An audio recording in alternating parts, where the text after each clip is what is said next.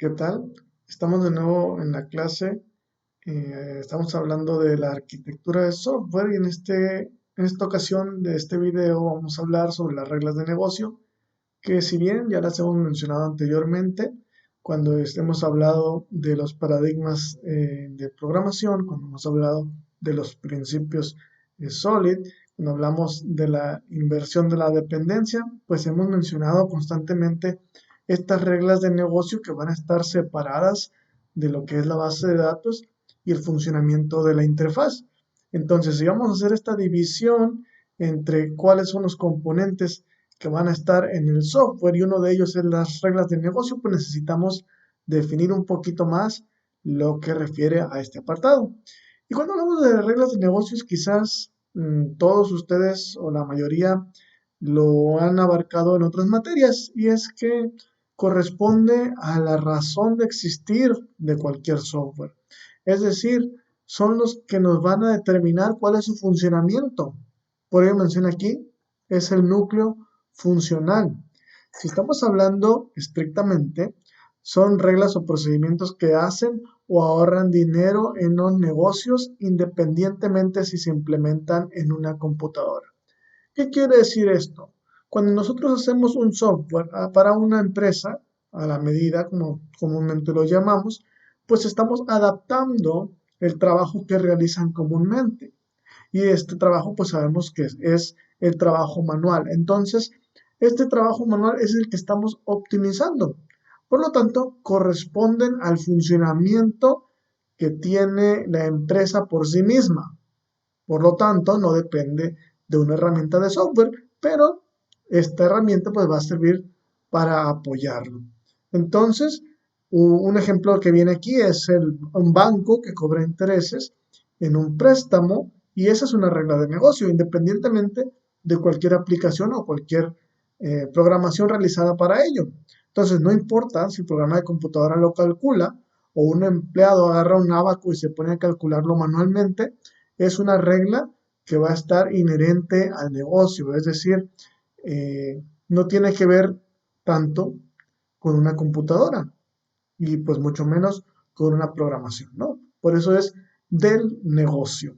Y entonces nos encontramos en este aspecto con que tenemos una variedad de reglas de negocio y en este caso estamos llamando a este tipo que acabamos de mencionar como regla de negocio crítica, porque si no hubiera el sistema que lo automatice, perdón, de todas formas existiera. Entonces, estas reglas de negocio críticas pues, requieren de datos para poder trabajar. Esos datos son la información que fluye comúnmente en la misma empresa y que pues en el caso del software es lo que estamos procesando para producir una salida, ¿no? Entonces, estos datos son llamados también, así como las reglas de negocio, datos críticos de negocio, que pues también corresponden a la misma definición que aunque no existiera este sistema que lo automatiza, estos datos pues también estarían presentes en el negocio, ¿no? Entonces, estos datos críticos y reglas críticas tienen un enlace inextricable, quiere decir que van a estar pues siempre relacionados. Entonces, esto los hace buenos candidatos a ser objetos, ¿no? Y este tipo de objetos normalmente lo llamamos entidades. Aquí tenemos un ejemplo de estas entidades. Normalmente llamamos objetos, pero como ya hemos mencionado anteriormente, el que digamos un objeto no quiere decir, entonces tenemos que enfocarnos en un lenguaje de programación orientado a objetos. No, simplemente es tener definido, pues, estos componentes, estos módulos, como lo hemos visto anteriormente, estos bloquecitos, para pues distinguir entre lo que el funcionamiento crítico, como mencionamos hace un momento, de lo que va a hacer ese negocio, con el resto de lo que sería pues el desarrollo de software como tal, ¿no? Entonces, una entidad es un objeto dentro de nuestro sistema computacional que personifica un conjunto pequeño de reglas de negocio críticas operando datos críticos de negocio. Entonces, puede contener, como mencionamos anteriormente, estos datos directamente o bien facilitar el acceso a estos datos, ¿no? Entonces, la interfaz de la entidad consiste en las funciones que implementan las reglas del negocio crítico que operan estos datos. Y el ejemplo lo tenemos aquí en la diapositiva a la derecha, donde está una entidad de préstamo. Está en UML, que seguramente también ya lo vieron en alguna materia, y tenemos tres datos críticos, recordemos, de información que el negocio tiene independientemente que cuente con un software, ¿no? Que son cuando inicia o el principio de este préstamo, a qué tasa va a estar sujeto ese préstamo y el periodo, pues por cuánto tiempo. Esos son los datos que voy a requerir iniciar. Y a su vez tenemos tres reglas de negocio que lo podemos ver como métodos o funciones en la parte de abajo. Y es que vamos a hacer con esa información. Ya lo mencionamos anteriormente, ahora lo estamos aplicando de una forma práctica. Hacemos un pago, quiere decir que hicimos un préstamo, tenemos un abono y tenemos otro que dice aplicar intereses. ¿Cuál es el interés correspondiente? Pues va a depender de la información que tenemos en la tasa, el monto, ¿no? Y cobrar tarifa anterior, pues a lo mejor otra utilidad, que puede ser una tarifa que ya se había ejecutado antes y con este método, con esta regla, la podemos recuperar, ¿no? Entonces, esta entidad es el negocio y nada más. Lo que le mencionaba hace unos momentos no es porque sea algo orientado a objetos, sino poder identificar qué tipo de reglas se está utilizando con esa información que va a funcionar independientemente si se utiliza un software o no. El cálculo, ya lo mencionamos, lo puedo hacer en una calculadora o lo puedo hacer, como mencionaba el ejemplo, en un abaco, pero va a darme resultados sobre la información que yo estoy utilizando. Entonces, eh, esto es para formar un módulo separado de software que resulta, como lo hemos visto anteriormente, en esta vinculación de elementos en toda nuestra arquitectura de software, ¿no? En todo nuestro modelado. Entonces, no todas las reglas de negocio son tan puras como las entidades. Ahorita estamos viendo el funcionamiento crítico, lo básico de un banco, que bueno, si estamos hablando del préstamo en este caso, pues ¿qué se necesita? Esos datos. ¿Y qué se van a hacer con ellos? Pues esos cálculos, ¿no? Pero algunas reglas comerciales generan o ahorran dinero para una empresa al definir y restringir la forma en que opera este sistema automatizado. Entonces ya se están involucrando otro tipo de acciones que vienen siendo, como menciona aquí, la forma en que opera, que ya involucra reglas o condiciones. Estas reglas no se usarían en el ambiente manual, ya que solo tienen sentido como parte de un sistema automatizado, lo que comúnmente mencionamos como validaciones. Entonces, aquí entra en juego lo que también probablemente ya hayamos visto, que son los casos de uso. El caso de uso es una descripción de la forma en que un sistema automatizado se usa. O sea, tenemos la entrada que veíamos que era la información mostrada en la entidad, pero aquí va a interactuar con un usuario y esta información procesada pues va a generar una salida que va a regresar al usuario. Y los pasos de este proceso entonces van a tener que ser explicados a mayor detalle. Y entonces a esto llamamos el caso de uso. Las reglas de negocio específicas de la aplicación, no reglas de negocio crítico como las entidades, ¿no? Entonces, en el mismo ejemplo del banco, necesitamos crear un nuevo préstamo. Por lo tanto, necesitamos describir cuáles son los pasos que tiene que seguir el usuario. Entonces, el usuario va a entrar a crearla, pero va a estar sujeto a unas reglas. ¿Cuáles son las reglas? Pues el banco decide que no quiere ofrecer estas estimaciones o estos presupuestos de los pagos hasta que cuente y valide la información del contacto y asegurar que su puntaje crediticio sea por lo menos de 500. Así de esta forma, el banco dice cuándo el sistema va a proceder a funcionar, ¿no? ¿Qué requisitos necesita esta persona para poderle dar seguimiento a la funcionalidad? También pueden existir dentro del negocio, ¿no? Pero no es la forma en que generan los cálculos, sino son condicionantes que ya se pueden implementar en nuestras interfaces. Y aquí tenemos el ejemplo.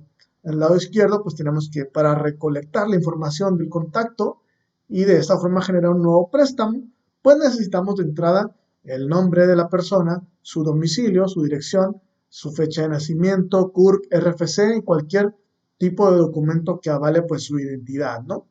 Entonces, de salida vamos a tener la misma información, pero va a tener a su vez una consulta que genera el puntaje crediticio que va a ser requisito para poder seguir en esta funcionalidad.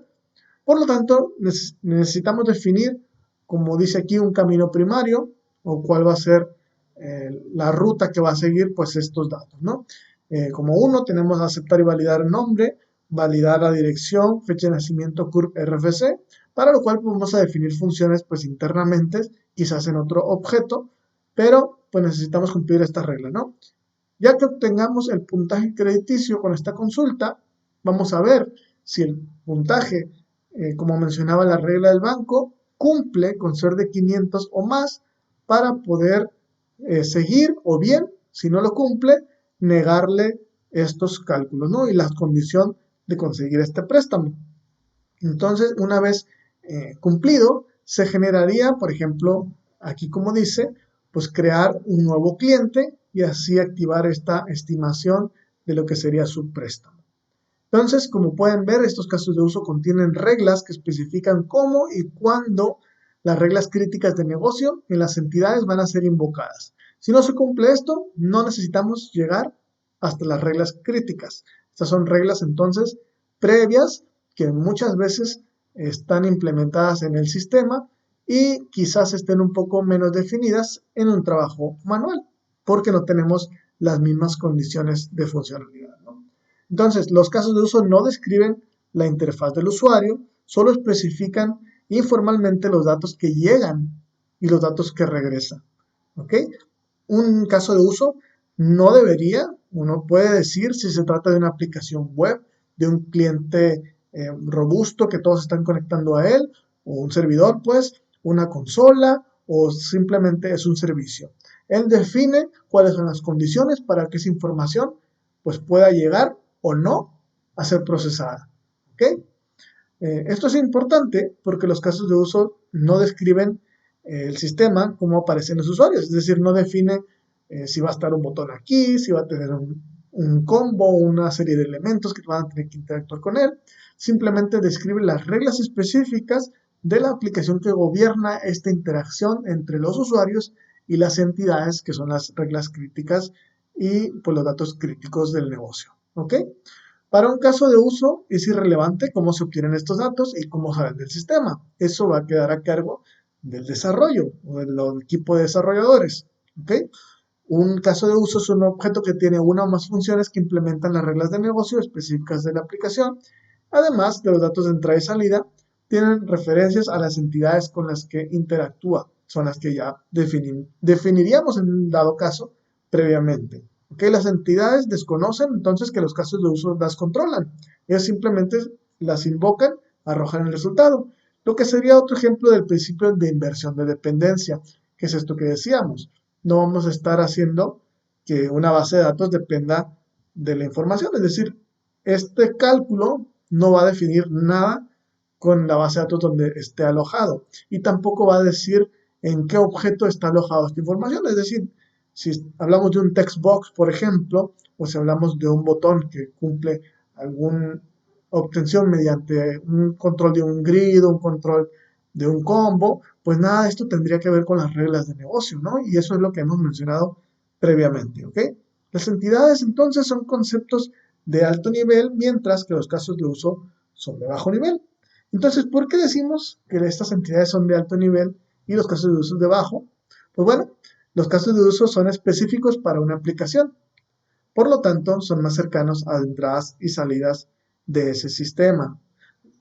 Estamos hablando de una aplicación donde ya voy a definir la configuración que va a tener para llegar a hacer estos cálculos que necesita pues, nuestra empresa. Entonces, las entidades son generalizaciones que pueden ser usadas por muchas aplicaciones diferentes, la cual las hace lejanas a las entradas y salidas del sistema. Entonces, pueden ser utilizados por distintos casos de uso, donde el caso de uso entonces puede ser utilizado para diversas, o puede ser distintos casos de usos que lleguen al mismo uso de esa entidad, porque a lo mejor lo implementamos en una plataforma distinta, ¿no? Entonces los casos de uso dependen de las entidades, pero no viceversa. los conceptos de alto nivel, entonces, no saben de los conceptos de bajo nivel, mientras que los de bajo nivel sí conocen a los de alto. Es decir, los casos de uso tienen que mencionar a la entidad, pero a la entidad no le interesa si ella va a estar viéndose la base de datos o va a estar correspondiendo a una interfaz de usuario, como es el tipo de controles que les mencionaba hace unos momentos.